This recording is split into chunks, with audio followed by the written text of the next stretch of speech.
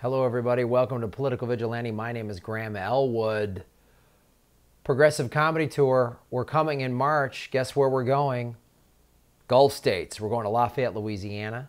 We're going to Oxford, Mississippi. We're going to New Orleans. We're going to Pensacola. That's like March 10th through the 13th, if I'm not mistaken. Go to grahamelwood.com. Also, Wednesday, January 30th, here in Los Angeles, Political Vigilante Live with my special guest, Jimmy Dore. Tickets are only $10. There's free parking. It's the Sycamore Tavern on Sunset Boulevard in Hollywood. All the information is at grahamelwood.com. Another great way to support the show, folks, become a Patreon supporter, because you get to submit articles like this that was submitted by Alex Talk. Alex Talk, thank you so much for supporting the show. Very much appreciate it, because you bring information to me that I can bring to everybody else. One of the things you get to do by being a Patreon supporter. Decades of financial deregulation and racist housing policy brought us 2007 meltdown, with more to come. It's from The Real News, which is a great website. I highly recommend going there if you don't already. The Real News Network. They do a lot of video interviews. That's their main thing, and then they'll put the video interviews up there, and they'll also give transcripts so you can kind of break down what the person said, which is what I'm doing. And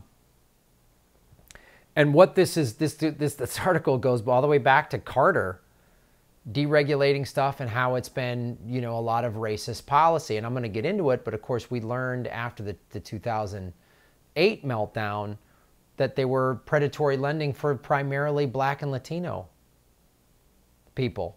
Like, give them predatory lending. Go into those communities. Unreal. So it's the thing I've talked about. I mean, Goldman Sachs has been in every presidential cabinet since Reagan, but it started before that. I mean, Chris Hedges talks about a 4 decades long corporate coup. It started back before Carter got in the White House. I mean, it's unreal. It's just, this is another reason why you guys get your news here at YouTube. You don't want to watch CNN. You don't want to play the dumb identity politics games and say my party's better than your party. You want the facts. And I don't care what affiliation you grew up with or were taught, or Republican, Democrat. Once you hear stuff like this, you gotta abandon the two-party system. You just have to. I don't understand how you can hear this information and then go, oh yeah, my party's better than your party. They've been sticking it to us, both parties, for decades. Carter, Reagan, Clinton, the Bushes, Obama, and now Trump deregulated Wall Street and did nothing to help Black and brown homeowners in America. White-collar criminologist Bill Black discusses the social structure of mortgage discrimination. So it's an interview with Bill Black, and I'm going to just take some excerpts from his interview here, because it's very informative. He's an economist professor, and he just breaks it down, man. And it's not crazy conspiracies. It's just like, well, they passed this law and this law and this law, and this is the result of those laws. This is what happened. And then just like to listen to like neoliberals, like only bad things started happening after Trump was sworn in. Trump is bad. I don't like Trump at all. I don't like the guy at all. It'd be great if he went to prison, if he died in prison, that would be wonderful. But you know what else? Bush should go to prison. Obama should go to prison. Clinton should go to fucking prison. Reagan should go. They all should go to prison. They should all go to prison, to federal prison.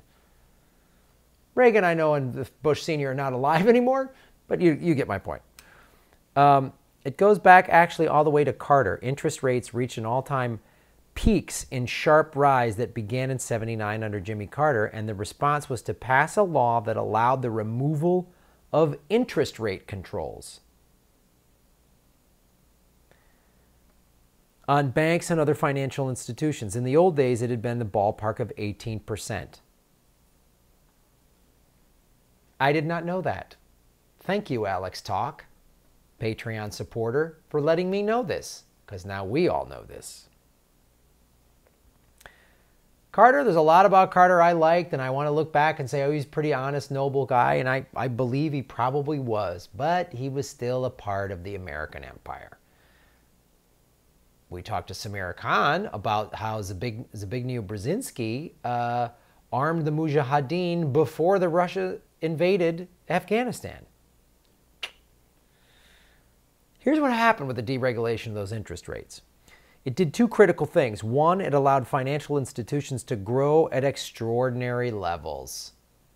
Wow. So glad that happened. Hundreds, sometimes thousands of percent a year, because in the old days you couldn't get cash to be able to grow that quickly. But now you could offer to pay on deposits an extra 0.1%. That's 10 basis points. And the next day you would literally have, if you wanted it, $2 billion. They took the cap off the interest rates, and now you could borrow and do whatever you wanted. See that? Boom. See how easy that was?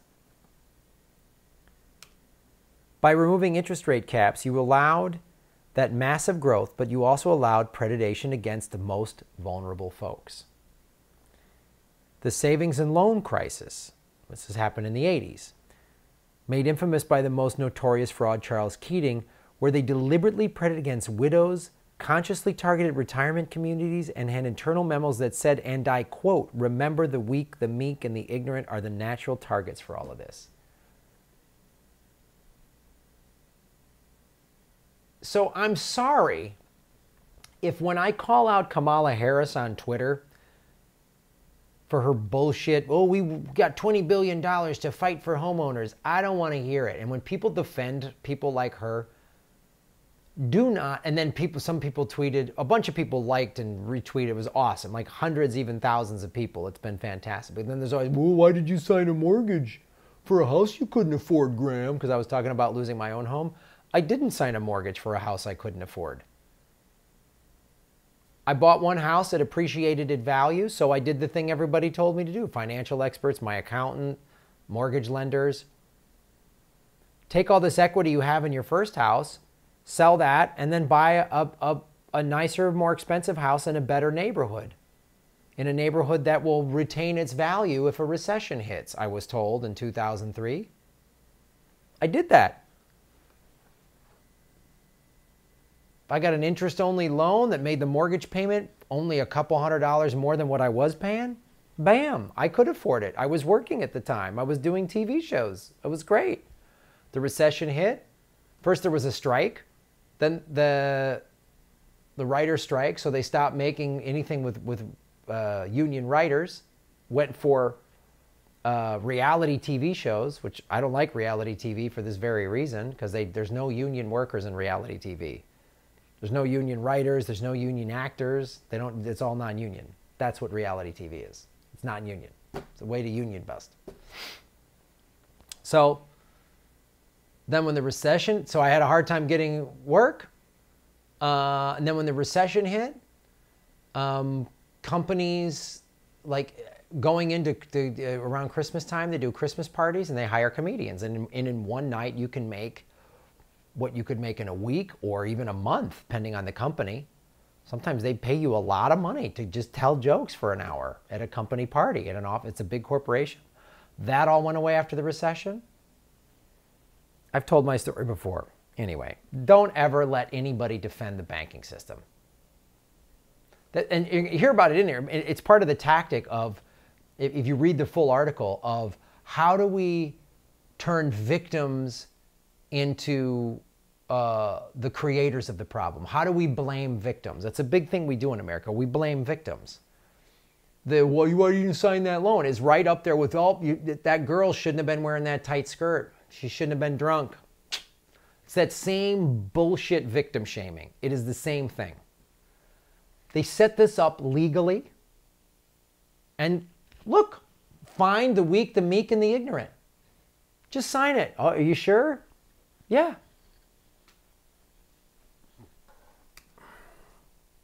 This unholy marriage of two forms of predators, Wall Street predators and these really sleazy payday lending types. That's another thing, payday loans. Hundreds of percent interest rate, and those are only in the poor communities. They go after the poor. They go after poor people, man. No two ways about it. It's unreal. They got together and said, hey, Keating was right. All we have to do is pay loan brokers more money to induce people to overpay in interest rates. How should we go about doing that?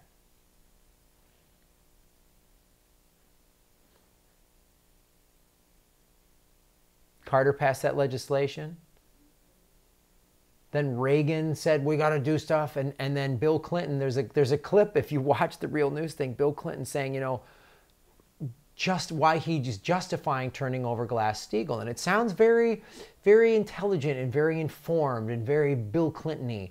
He said, you know, Glass-Steagall was great for the industrial era because it was FDR banking regulation that Bill Clinton overturned right before he went out of office in late '99. And he said, well, we just, you know, it was for the industrial age. The economy's different now.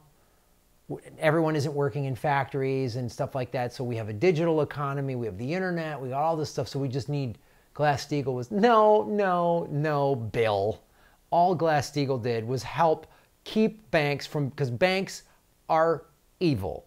They will not do anything to help the citizenry. They will only do what they got to do to help their bottom line. And if they screw people over to do it, they don't care. You help that, Bill. Begins with President Carter, goes through President Reagan. His vice president is the chairman of the Deregulatory Task Force, was talking about. H.W. Bush, chairman of the Deregulatory Task Force. Gee, then he became president.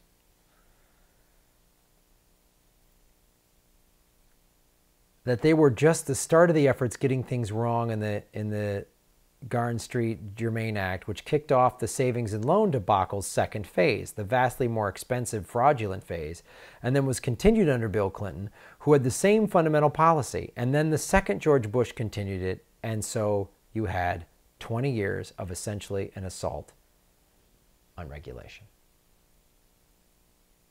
So when W. Bush gives a $700 billion bailout in September of 2008, that doesn't really go in and it doesn't really help anybody. I don't know anybody that got any of that. I don't know anyone that was like, I was going to lose my home and then the government came in with all of this money and saved it. I don't know anyone that happened to. So, and then Obama comes in, $700 billion to the banks, doesn't prosecute anybody, helps create 5.2 million foreclosures. So the whole Obama inherited Bush's problem. Yeah, he did inherit it. And then he made it worse and didn't prosecute anybody. So he doesn't get to just play the, oh, I inherited this card. Sorry. And the communities that got hurt the most through all of this and all of these presidents from Republican and Democratic parties, Black and Latino communities got hurt the most. So don't sit there and tell me that my criticism of Kamala Harris taking money from Steve Mnuchin before her 2011 Attorney General campaign and then doesn't prosecute Steve Mnuchin. I'm not a racist, sexist for saying that. So thanks for submitting this article. Please go to patreon.com to support the show. Go to grahamelwood.com for all of my tour dates. Like, subscribe. Watch the ads all the way through. Don't click skip ad. I don't get paid. If they're long, crazy, stupid ads, open up a separate browser window and just let the ad play in one and then click skip ad on the one you're actually watching. Hit the notification bell. Make sure it says always notify and not sometimes. There's like 2 different notification buttons. We do the super chats every Sunday at 3 o'clock Pacific. Share it, spread the word, and thank you for being political vigilantes.